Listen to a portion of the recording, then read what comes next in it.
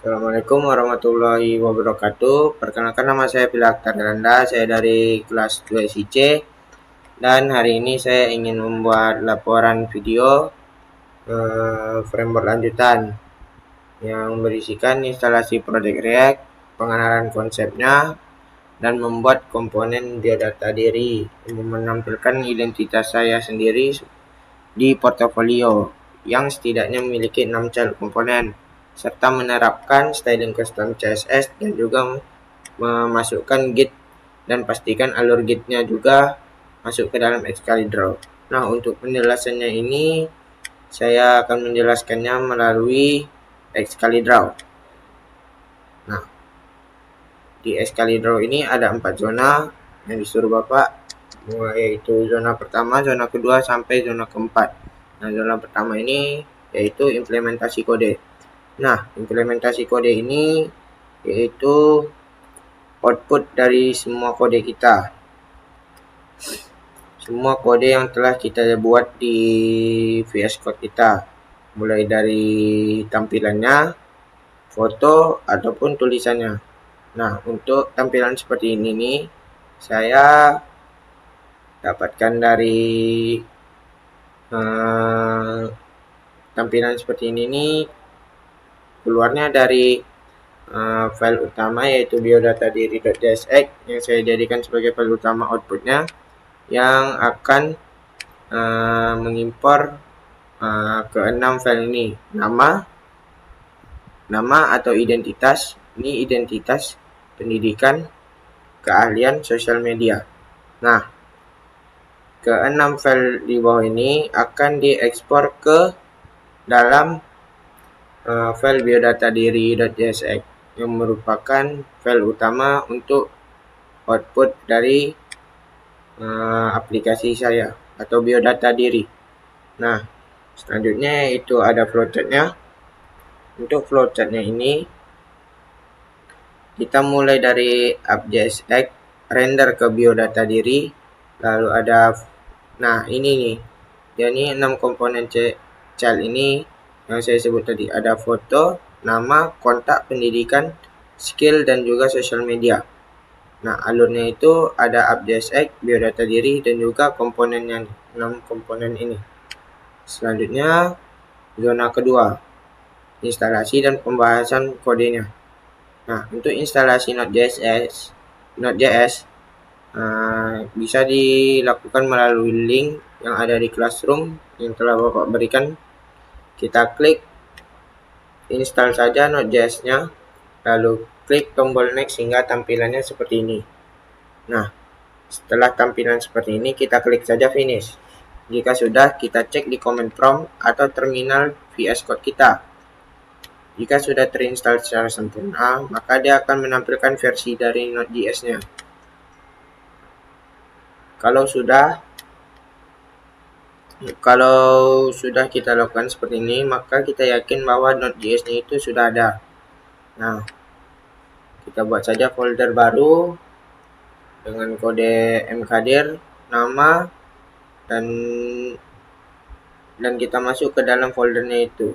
Kita masuk ke dalam foldernya, kita jalankan npm create feed add latest, nama kita atau bebas, lalu ada garis 2 template React.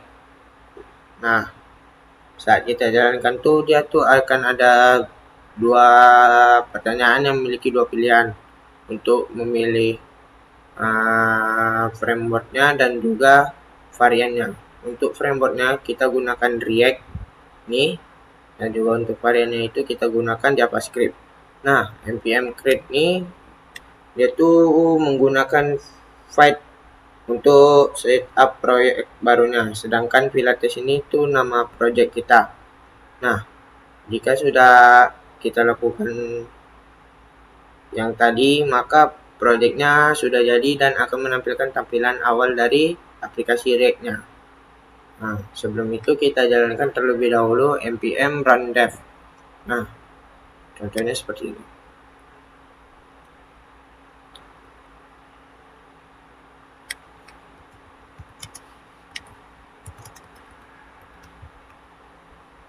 Nah, dia akan menampilkan localhost.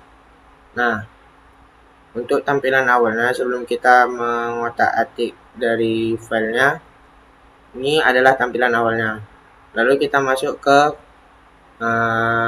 kode-kodenya. Nah, kodenya ini kita buat terlebih dahulu folder komponen di dalam folder src, bukan di dalam folder aset. Nah, pertama-tama kita buat terlebih dahulu file biodata diri.jsx. Jadi berguna menampung 6 child komponen tadi. Nah, 6 child komponen ini akan diekspor ke dalam file biodata diri.jsx ini. Nah, biodata diri ini merupakan kode untuk menampilkan view. Yaitu untuk menampilkan view output kita lah.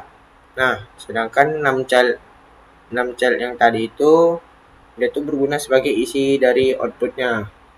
Nah, terlihat di sini bahwa di dalam biodata diri ini hanya ada seperti pendidikan ini, hanya ada judul-judulnya lah, seperti kalian, sosial media, dan lain-lain tuh. Dan untuk 6 ini, nah ini adalah isi-isinya. Isi dari foto, nama, identitas, pendidikan, dan juga yang lain. Nah, selanjutnya kita masuk ke dalam custom CSS ini. Custom CSS ini berfungsi untuk mengubah warna, ukuran, margin padding, dan layout dari elemen. Custom CSS ini juga membuat tampilan aplikasi kita ini jauh lebih menarik dan sesuai keinginan yang kita inginkan. Dia tuh juga berguna untuk memisahkan logika dan juga stylingnya, supaya kode kita tuh lebih rapi dan juga memudahkan kita untuk memodifikasi tampilan tanpa mengubah banyak komponen. Selanjutnya kita masuk ke AppJSX-nya. Nah, AppJSX ini dia tuh berfungsi sebagai pusat tampilan aplikasinya. Nah, ini tempat semua komponen digabung.